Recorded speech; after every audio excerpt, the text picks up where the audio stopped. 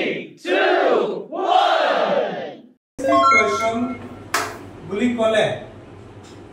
আগতে চিনি পাব লাগিব স্পেসিফিক কোয়েশ্চন মানে কি আৰু এই সেন্টেন্সটো কেনেকুৱা দেখাবালে কেনেকৈ চিনি পাম যে এইটো স্পেসিফিক কোয়েশ্চন দেখাবালে কেনেকৈ চিনি পাম যে এইটো স্পেসিফিক কোয়েশ্চন গম পাম কেনেকৈ সেই কথাটো হৈছে আসল কথা বি ভার্ব বুলি কোৱা am is are was were এই পাঁচটাক বি ভাৰ্ব বুলি কোৱা বি ভাৰ্ব আৰু লগতে আৰু যে কিছুমান ভাৰ্ব আছে গুটেই কেইটা একে লগত অক্সিলাৰি ভাৰ্ব বুলি কোৱা হয় আৰু অক্সিলাৰি ভাৰ্ব কেইটা বাদ দি কেনে বাকি যিবোৰ ভাৰ্ব আছে সেইবোৰ হৈছে মেইন ভাৰ্ব ক্লিয়াৰ বুজি পাইছা তো এতিয়া আমি দেখা পাইছো অক্সিলাৰি ভাৰ্বৰ ভিতৰত is আছে আৰু এই is টু কি আছে প্ৰথমত আছে এই সেন্টেন্স এই is টু কোড আছে প্ৰথমত আছে আৰু শেষত কি আছে কোৱেশ্চন মাৰ্ক আছে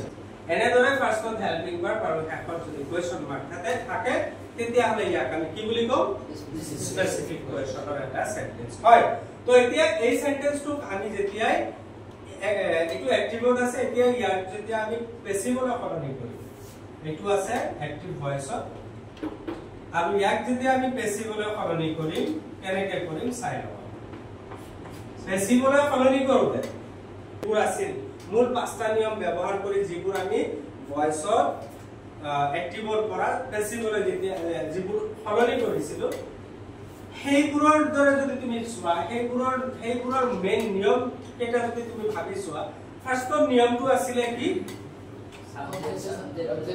object to subject ফাৰ্স্টৰ নিয়মটো হৈছে মূল নিয়মৰ পাঁচটা নিয়মৰ এক নম্বৰ নিয়মটো হৈছে object to কি কৰিব লাগিব subject হিচাপে বহাব লাগিব নাম্বাৰ 2 আছিল active voiceৰ সেন্টেন্সটোৰ tense অনুসৰি passive voiceৰ সাবজেক্টৰ নাম্বাৰ আৰু পাৰ্সন অনুসৰি এটা কি বহাব লাগিব helping verb বহাব লাগিব তাৰ পিছত নাম্বাৰ 3 আছিল মেইন ভাৰ্বটো ঠিক কৰিব লাগিব আৰু 4 নম্বৰ নিয়মটো আছিল বাই 5 নম্বৰ সাবজেক্টটো অবজেক্ট হিচাপে বহাব লাগিব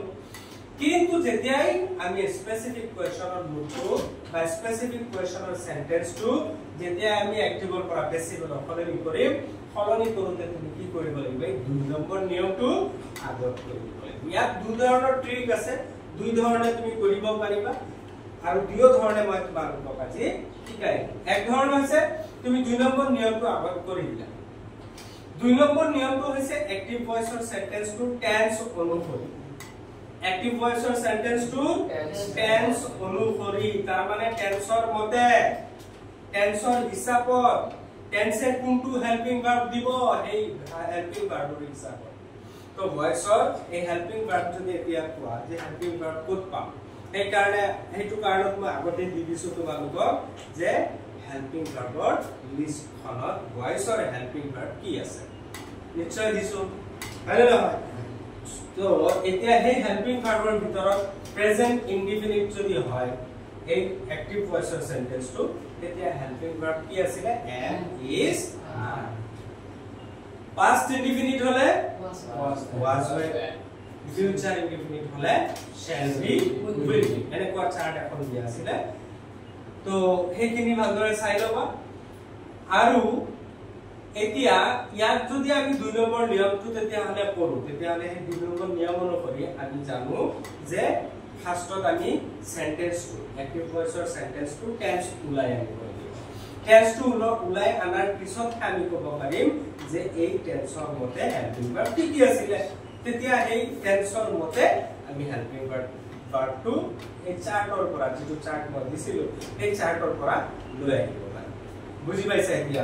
তো এতিয়া আমি তেতিয়ালৈ চেক কৰো এই সেন্টেন্সটো স্পেসিফিক কোৱেশ্চনৰ এই সেন্টেন্সটো কোনটো টেন্সৰ আছে কোন টেন্সৰ আছে প্ৰেজেন্ট পাৰফেক্ট ভেৰি গুড তো এতিয়া কথা হ'ল প্ৰেজেন্ট পাৰফেক্টৰ হিচাপত হেল্পিং ভাৰ্ব চাৰ্টৰ পৰা কি আহিব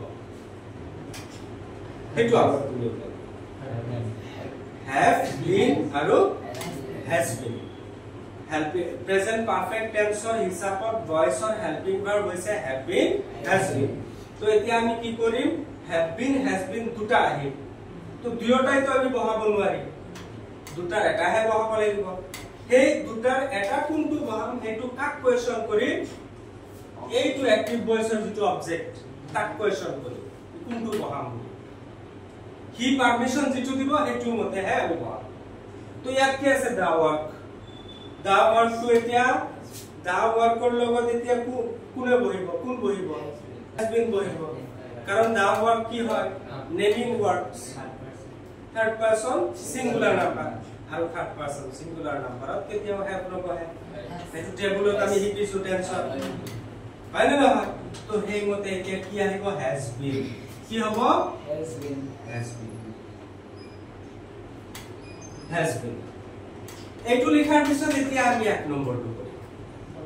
এটো কিন্তু দুই নম্বৰৰ কিমানখিনি কথা দুই নম্বৰ ৰেজাল্টটো কোনোবাই নিয়মটো কোনোবাই ভালদৰে বুজি পালে বাকিখিনিটো এনে ইজি হয় না দুই নম্বৰত কি কৰিব লাগে কিমান ৰেজাল্ট দুই নম্বৰ মূল নিয়ম এক নম্বৰ টেন্স ওলাব লাগে এই টেন্সৰ মতে আকৌ হেল্পিং ভাৰ্বৰ চাৰ্টত যাব লাগে এই চাৰ্টৰ পৰা আকৌ এই টেন্সৰ মতে যিবোৰ হেল্পিং ভাৰ্ব আছিল সেইটো আনিব লাগে আনি কেনে আকৌ হেল্পিং ভাৰ্ব কোনটো বহিব সেইটো আকৌ ইয়াত অবজেক্টটো চাইব কিমানখিনি নাজান তাৰ পিছত এক নম্বৰ নিয়মটো ইজি হয় এক নম্বৰ নিয়মটো কি অবজেক্টটো সাবজেক্ট আৰু এই নিয়মটো আমি উল্টাই কিয় দিলো দুই নম্বৰ আগত কিয় কৰিলো কাৰণ সেন্টেন্সটো হৈছে স্পেসিফিক কোৱেশ্চন স্পেসিফিক কোৱেশ্চনৰ সেন্টেন্সবোৰক এক্টিভৰ পৰা পেসিভৰ সলনি কৰোতে মূল নিয়মৰ দুই নম্বৰ নিয়মটো আগত কৰি ল'ব লাগে তাৰ পিছত এক নম্বৰ তিন নম্বৰ চাৰি নম্বৰ পাঁচ নম্বৰ কৰিব লাগে তো দুই নম্বৰ কৰিলো এতিয়া এক নম্বৰ হৈছে অবজেক্টটো সাবজেক্ট দা ওয়াৰ্ক তাৰ পিছত তিনি নম্বৰ নিয়ম কি দুই নম্বৰ এক নম্বৰটো যোৱা বুজি গল দুই নম্বৰটো ফাৰ্ষ্টতে গল তিনি নম্বৰটো কি মেইন ভাৰ্বটো মেইন ভাৰ্বটো কি আছে ভাৰ্ব 2 কৰি সৰি ভাৰ্ব 3 না ভাৰ্ব 3 কৰি দেখটো দেখিব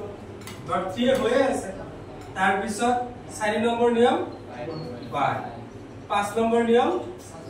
সাবজেক্ট ইয়াত কোনটো আছিল এই অক্সিলাৰি ভাৰ্ব যে আছে এই অক্সিলাৰি ভাৰ্বৰ পিছৰটো হৈছে সাবজেক্ট ঠিক আছে তো বাই লিখিলো তাৰ পিছত সাবজেক্টটো আমি অবজেক্ট হিচাপত মানে লাষ্টত লিখি দিলে অবজেক্ট হৈ গল হয় না বাই কোৱেশ্চন মাৰ্ক থাকি আছে এতিয়া বুজি পাইছা না নাই কাৰোবাৰ কিবা ডাউট আছে সো এতিয়া চোৱা ইয়াত কিন্তু এটা মই মিস্টেক কৰি থৈ গৈছো ৰং বিনটো আমি ইয়াত লিখিব নোৱাৰো অকল হেল্পিং ভাৰ্বটো হে আমি আগত লিখিম নহলে স্পেসিফিক কোৱেশ্চন নিয়মৰ বাহিৰত গুচি যাব এই বিনটো ক'ত বহাব লাগিব দা ওয়াৰ্কৰ পিছত এই কথাটো খালি মনত ৰাখিলে হ'ব মনে মনে চালাকি কৰি ধৰি ৰাখিলে হ'ব যে হেল্পিং ভাৰ্বৰ যেটো মেইন হেল্পিং ভাৰ্ব এইটো হে আমি আগত লিখিম তাৰ লগত যে be shall be will be be টো আমি লাষ্টত লিখিম হা অবজেক্টটো যে সাবজেক্ট বনাইছো তাৰ পিছত এইখিনি হল স্পেসিফিক কোৱেশ্চনৰ সেন্টেন্সবোৰক এক্টিভৰ পৰা পেসিভ কৰা নিয়ম এটো কিন্তু x2 ক্যাপিটাল লিখিব লাগিব কোনোবা যদি পাহৰি